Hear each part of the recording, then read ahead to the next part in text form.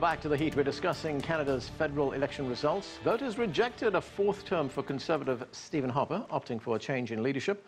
The Liberal Party of Canada swept the election, making Justin Trudeau the next Prime Minister. Let's get back to our panel for more on the Liberals' victory and what it all means for Canada. From Calgary, we're joined by Zain Velji, a senior campaign strategist.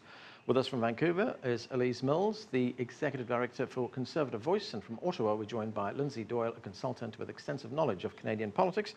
Before we get to the panel, Roy Ruttenberg, our correspondent, is still with us. Roy, you were there covering the election for CCTV.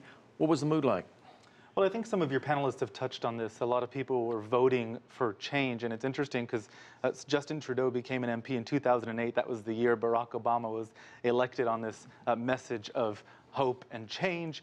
Trudeau's message was real change. We saw a lot of parallels. He talked about, Obama talked about there's no red America and blue America, there's the United States of America. Trudeau said conservatives are our neighbors. Both talked about a redistribution of wealth. So there's some parallels there. But you saw really people embracing change. Now, I was in Toronto, which was never going to be Harper-friendly territory, but you could see really people wanting a different government. They said Harper had been in power for more than 9 years. It was time to try something new. And I just want to show you some of the newspapers I brought back. This is the Toronto Star, the headline, "It's a New Canada." And the conservative, generally conservative paper, the Globe and Mail, writes Trudeau triumph. They also suggested that if Harper loses the elections, that he should step down as the leader of the Conservative Party. We understand he intends to do that, but he would continue on as a member of Parliament. But it seems that the voters wanted an option that was not the Conservatives, and we saw those votes go both for the NDP, but specifically strong for the Liberal Party. Thanks, Roy. Let's go to Alise. Alise, you know, Roy Ruttenberg was just talking about these comparisons that have been made between Justin Trudeau and Barack Obama. Not so much comparisons as likening Justin Trudeau to Barack Obama. Now, one of the problems that we know Barack Obama has had was that he made all these promises during the election campaign and then realized how difficult it is to implement this program. Is Justin Trudeau going to have the same problem? Well, exactly. I think what President Obama didn't seem to understand, it's something that JFK learned very early on, is that the presidency isn't about community organization. It's not about state-level politics. It's about 50,000 feet up, and it circulates in the world of foreign policy, diplomatic relations, and then crisis management. So the oil crisis, energy crisis of the 70s, for example, or high unemployment. That's when a president steps in and guides his people, his country. Obama has had difficulty in understanding that type of organization or that type of perspective doesn't necessarily work in the Oval Office.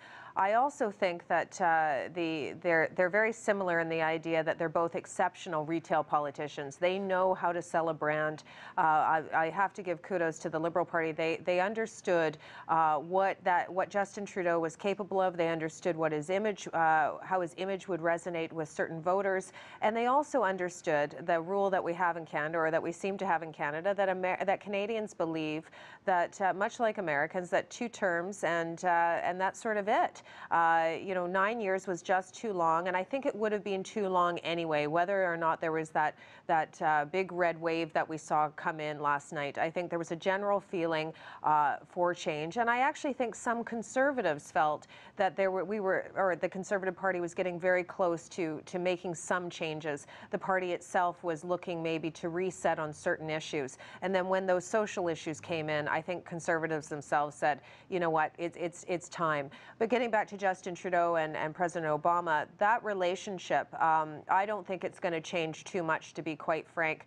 The relationship that some people talk about as being very frosty because it was Mr. Harper, it wasn't very frosty because it was Mr. Harper. It was based upon the idea that everything always was brought back down to Keystone, and anyone that works on public policy files in Canada understands that everything led to Keystone, whether it was national security or trade agreements. Keystone always ended up in that conversation, and whether we like it or not, historically, energy and natural resource development in Canada is the backbone of our economy. Plain and simple, and it's what also helps keep manufacturing moving. Mr. Harper's idea was that that Keystone had to get moving along with a national energy grid. I'm hoping and I'm looking forward to seeing Mr. Trudeau push that, because I think he does share some of those policies that conservatives share on energy development. Right, Lindsay, when we look at Justin Trudeau's program, I'll get to you in a moment. Lindsay, when we look at the program, is it effectively going to be a reversal of Stephen Harper's legacy? You know, we had 9 years of neoliberal liberal economics and all that goes with it, very hawkish foreign policy. Is that now all going to change pretty radically? I think that there are going to be changes for certain. That's what Mr. Trudeau and the Liberals ran on. There were certain elements of their platform that's dramatically different. But there were certain things, especially when it comes to the economy, where they weren't terribly different from the Conservatives. But I know that certainly on elements like Keystone and other very important projects that are kind of before us, certainly an element of environmental review, and I know that that's something that that Mr. Trudeau discussed very briefly with President Obama this morning when they spoke, and that's something that we'll continue to see, especially as we go towards COP21 later on in November. So there will be some changes. They have a majority mandate, which I think will be very helpful for them. But again, after 9 years of government running in a very specific way, it's going to take some time. But I do think that the benefit of having the amount of seats that they do in the House of Commons will certainly be beneficial. Where we may run into challenges is the way our current system is set up with the Senate.